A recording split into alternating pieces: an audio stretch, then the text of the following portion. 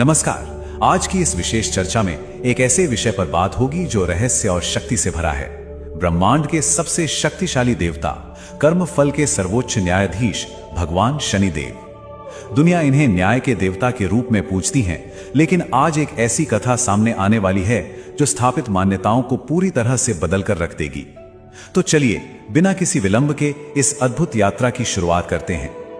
अब एक बहुत ही दिलचस्प सवाल पर गौर करते हैं। क्या कर्म और न्याय के देवता स्वयं किसी श्राप का शिकार हो सकते हैं? सुनकर थोड़ी हैरानी होती है ना? मतलब जिस देवता के हाथ में पूरे ब्रह्मांड के कर्मों का लेखा जोखा है, उनका नाम किसी श्राप से कैसे जुड़ सकता है? आइए इस गहरे रहस्य से पर्दा उठाते हैं। इस पौराणिक आख्यान की शुरुआत बड़ी ही अद्भुत है। शास्त्रों और प्राचीन कथाओं में एक बहुत ही रोचक बात बताई गई है। शनिदेव वास्तव में भगवान श्री कृष्ण के परम भक्त थे। वे कोई सामान्य अवस्था में नहीं रहते थे। उनका हर एक क्षण तप, ध्यान और अगाध भक्ति में इस कदर डूबा रहता था कि भौतिक संसार का उन्हें कोई भान ही नहीं रहता था। उनका मन बस ईश्वरीय चेतना में ही मग्न रहता था। लेकिन इस गहन आध्यात्मिक अवस्था का एक दूसरा पहलू भी था। ध्यान में इतने मग्न रहने का परिणाम यह हुआ कि अनजाने में ही सही, उनके पारिवारिक जीवन पर इसका बहुत गहरा प्रभाव पड़ने लगा।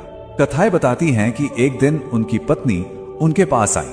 वे उनसे कुछ बात करना चाहती थी, परंतु शनिदेव उस समय भी अपने आराध्य के ध्यान में इतने गहरे उतरे हुए थे कि उन्होंने कोई प्रतिक्रिया ही नहीं दी।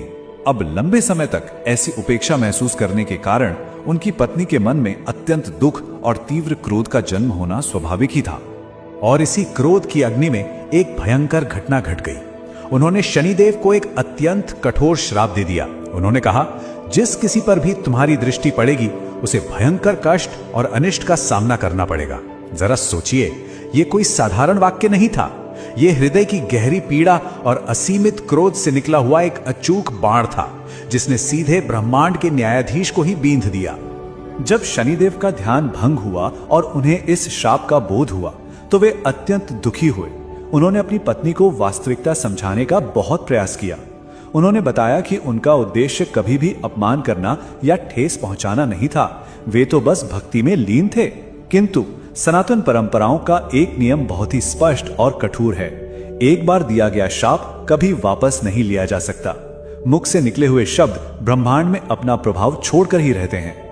और यहीं से वो प्रसिद्ध मान्यता जन्मी जिसे आज भी करोड़ों श्रद्धालु मानते हैं। अपनी दृष्टि से इस संसार को नष्ट होने से बचाने के लिए शनिदेव ने हमेशा के लिए अपनी दृष्टि नीचे रखने का निश्चय कर लिया।